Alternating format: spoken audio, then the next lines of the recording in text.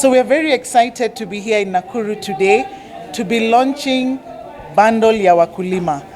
Some of you will ask, why is this important? We all know that the GDP of Kenya, almost 30% of it comes through agriculture. Many Kenyans get their livelihood through agriculture. And it is a segment that we have been working on to say, how can we be able to start engaging and to try and solve some of the challenges that they have. Today we had a very nice panel, and they told us that some of their challenges are, number one, access to credit. They need credit to be able to access farm inputs. Secondly, they were telling us that they need access to information, knowledge. You know, they get a disease sometimes, maybe an agronomist or someone who can be a vet is not available or accessible to them. So access to information is something that they desire. But one farmer actually said that when they are sick, sometimes there's no one to leave the farm with. So what happens is that they lose quite a bit of income because they are not available at the farm. So we went back and working together with a lot of our partners who are here today, starting from Nation Media Group, through their platform Seeds of Gold, Bayer, who actually provide farm inputs, a lot of agrovets in this country who continue to provide inputs and fertilizers. We decided to start phase one of creating a proposition that would meet the needs of farmers. So the fundamental product is a connectivity product that allows them to connect, to talk, to speak to either an agronomist, to speak to someone who can be able to help them with whatever it is that they are doing. So there's a proposition that is daily, weekly, and monthly that has voice bundles, it has data bundles, allowing them access to be able to connect. But secondly, and most important, is about protecting them. Remember, we said that if they are unwell, if they are in hospital, sometimes they have no one to leave their farm with. So we've worked together with our partner Turaco to embed an insurance product that protects their income. So for every day the farmer is in hospital, they'll get a cover of 1,000 shillings up to a maximum of 30,000 shillings, which means they are covered for 30 days. Secondly, in case of the passing of that particular farmer, then the family will get a last expense of 50,000 shillings. So what the farmers were telling us is that because of this, they can sit and relax and not have to worry in case they are sick, what happens to their family. But more important, remember they had mentioned about farm inputs. So what we've done is that when you buy the bundle, we'll send you a message that tells you can access discounts up to some of the products. You get a discount of 5%, 10%, it ranges. And we tell you exactly which agrovet in your area that you're able to access those discounts. So how will we know which area you're in? Immediately you buy the bundle, we'll require you to register on DigiFarm. On DigiFarm, we'll ask you where your farm is, what is the acreage, so that when we send you the message, we are sending you the message of the agrovets that make sense for you. So there's nothing like going to look, does this agrovet qualify, does this one not? No. We will send you a message with all the agrovets and their phone numbers. So you can even just call them, buy what you're buying, pay, and get a boda to deliver. So that's how we live nowadays. We are connected economy. We normally call ourselves a gig economy, so a boda can actually deliver that for you. This is the first level of trying to bridge some of the challenges that farmers have.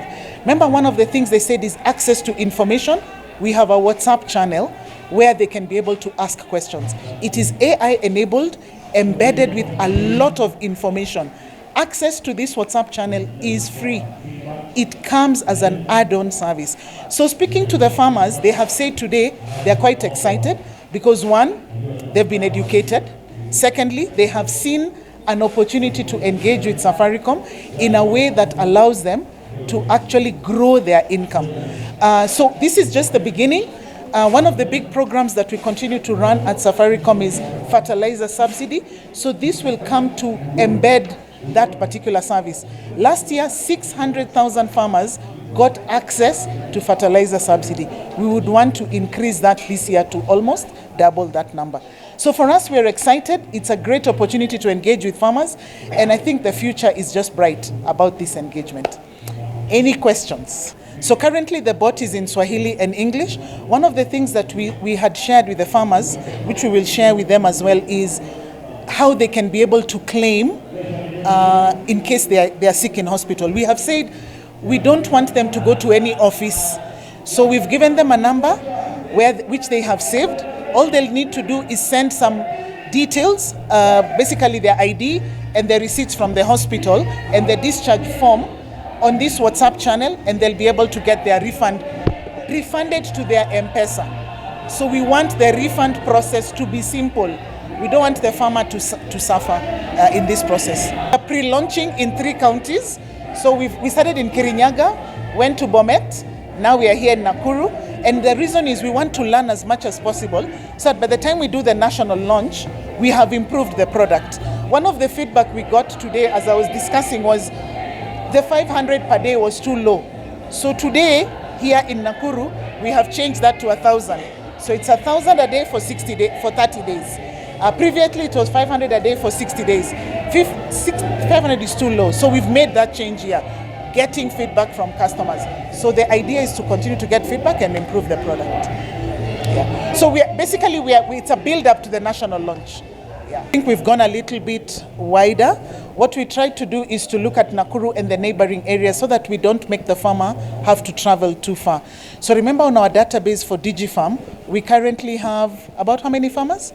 We have 6 million farmers on our database for DigiFarm. So what we did is that we just went to Nakuru and environs and just identified about 150 farmers who we invited.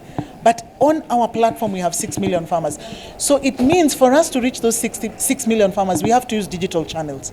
We must leverage technology because otherwise we won't be able to reach them. So that's why we want to make sure that all the farmers are on a smartphone. And that's why we had our partner here, OnPhone, talking about digitizing our farmers, because the way to get most of these access to most of this information in a very easy way will be on digital platforms. Eventually, through our DigiFarm platform, we'll be sharing a lot more information. So while here we only have 150, we have access to 6 million farmers on our platform. So we'll make sure all of them get access to this information. Yeah. Labda kwenda mbele kuna mpango wa kuhakikisha kwamba wakulima wanapofanya kilimo chao hawapati hasara, wakati mwingine majira hayatabiriki, changamoto kibao. Sijui kwenda mbele mna mpango huo wa kuweza kuingiza mpango wa wakulima, hizi data za wakulima, hiyo aspect kabisa. I won't answer in Swahili. Kuna words zingine sijui kutafsiri. So the question he was asking is, how are we going to leverage technology in future to be able to help farmers, 1, to predict weather patterns, 2, to identify which type of variety they need to plant, basically using advanced methods of technology in agriculture. And further, can we even come up with a crop protection insurance? Because sometimes the farmer does everything and they still lose their crop. So that is work in progress. We are working with insurance firms to say, if a farmer has done everything, they've got the right seedlings, they've got the right fertilizer, they've used the right farming practices, and still they have lost the crop because of weather, can we have an insurance cover for crop protection coming soon? But what we'll start with is by giving them methods, new advanced methods of farming, so they can be able to protect and ensure that they can be able to get good results. So for example, irrigation. How can we infuse irrigation in some of their farms so they can get they can be able to protect their income and grow. So tutaanzia hapo, lakini changamoto ya crop protection insurance is something that is in the works. Labda swali la kizushi la mwisho, huenda mpango huu mnaotekeleza unaenda sambamba na ule mpango wa Mheshimiwa Rais wa mambo ya wakulima kupata data bundles mashinani. Sijui ni mmoja wapo ya mipango hiyo ambayo mnatekeleza, mambo ya beta? Absolutely. So tumesema, you see, the government has a big project around digital transformation of its citizens. But as we know today, on the Safaricom network, 11 million customers don't have access to a smartphone. The biggest challenge is affordability. So what has Safaricom done? If you go to the market, the cheapest 4G smartphone is about 11,000. Yeah, there is no 4G phone that is below 10,000 shillings. So what we realize that 10,000 shillings for ordinary Kenyans is almost unachievable. So that's why we came up with a new plan where we say, before we used to have a plan where you pay 500 shillings and pay 20 shillings every day. Lakini tukaona watu wanakuja kuchukua simu, wanashindika kidogo. kulipa hiyo 20 shillings for 1 year. As you've heard today, even when we were saying 50 shillings for 1 year, farmers already started saying, oh my God, I don't know whether I'll manage. So we said, why don't we make it easier? So what we've done is that with Tunukiwa Plus on our phones, you pay 2,999, 3,000 shillings. Elfu tatu, you get access to a phone. The balance of that phone, we recover it when you use. So the farmer, the customer doesn't have to worry.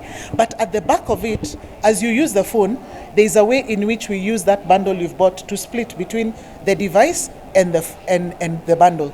But the customer doesn't have to worry about that. Na hiyo simu atufungi. So the only thing we are saying is, enda ukaitisha familia yako akupatie bonga points, jikakamue, raise some money, raise 3,000 shillings, go to any outlet across the country, the Neon smartphone is available, you will access it for 3,000 shillings. So it is the cheapest way to get to the world of the internet.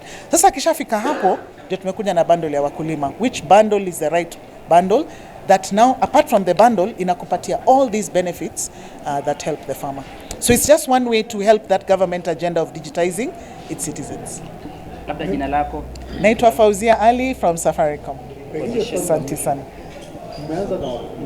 Will you extend maybe to other professions? Absolutely. So actually this is the third cohort that we're working on. So tulianza na watu wa boda.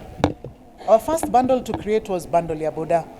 And the reason we did it was because when you look at all these people who are riding boda bodas, and there are about 2.5 million of them in Kenya at the moment, they're very young, they're ambitious, they are trying to make a living, but they need some assistance. So when we had conversations with them, similarly like today, they told us, number one, napata order niende mahali lakini sijui that place. So I need Google Maps. Sometimes bundle yangu inaisha kabla nifike. So I'm stuck. I have the goods, I want to deliver, what do I do? So we said on that bundle, Google Maps is free. So if you've bought the bundle for a month, ata bundle ikiisha, for the 30 days, Google Maps is free, which means you will always reach your destination. Ya pili, they told us lazima tukue na data ndio tupate hiyo request, na lazima tuweze kuongea na customers wetu. So hiyo bundle iko na voice, iko na SMS, iko na data. Ya tatu wakatuambia nikiwa mgonjwa hospitali, similarly, I am not working. So similarly, every day you're in hospital, we will pay for you, we will pay you 1,000 shillings for the duration that you're in hospital. We have already launched it across the country, and we have quite a number of border riders already on it. The second group was bundle ya dere, madereva. Tulianza na taxi drivers, sasa tunaenda kwa dereva wa basi, dereva wa matatu, because similarly, wametuambia these are the things that we need, so tumeziweka package vizuri na tukawatengenezea. So tuko na offer ya boda, bundle ya dere, na sasa bundle ya wakulima. Next, walimu. After all these conclusions, would you go back to maybe tweak the results of your efforts? Actually, because how we engage, so like I can tell you last year, actually even we're still continuing, maybe we've had over 50 forums with boda riders. So this is the first forum here. But because we will continue to have many more forums, they give us feedback. So as they give us the feedback, we improve the product. So like I can tell you, the one for drivers, when we started, the minutes we had put, because when we went to create the product, well, to me, we don't want minutes, we just want data. But as we engaged them, they told us they want more minutes. So we added the minutes. So we continue to improve the product and engage the customer on the ground. Safaricom here kwa ofisi, that's why we have a full team on the ground to engage. So we'll have many more of these forums. We might not have media, but we have to engage the farmers. This is just a launch. So lazima tuende where they are. Kwa majina naitwa Philip Njau Muchinjo.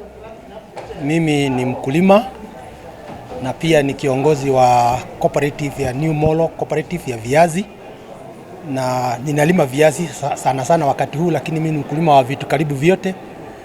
Na nashukuru kwa sababu kazi hii imekuwa ni kazi nzuri, na ninajua ya kwamba I know that there is potential in farming, but challenges ndizo zinafanya farming isionekane. Na ndipo sasa wakati huu tunafanya hiyo kuhamasisha wakulima wetu waweze kuimprove livelihood yao kwa kulima vizuri na kupata matokeo mazuri ya ukulima wao.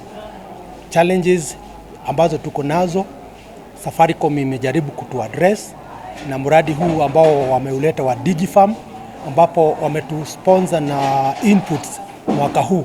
Na ndipo hata nilipokuwa pale nikiongea nilisema that is the first step, of improving the livelihood of the farmers, and we would also request them maybe to improve kidogo, kwa sababu kuna hizo challenges tumeongea kuhusu, zikiwa addressed one by one. Wakulima wetu ambao wamekuwa na udhaifu pale mashambani, pengine wata improve na watapata pesa mfukoni na wata improve maisha yao.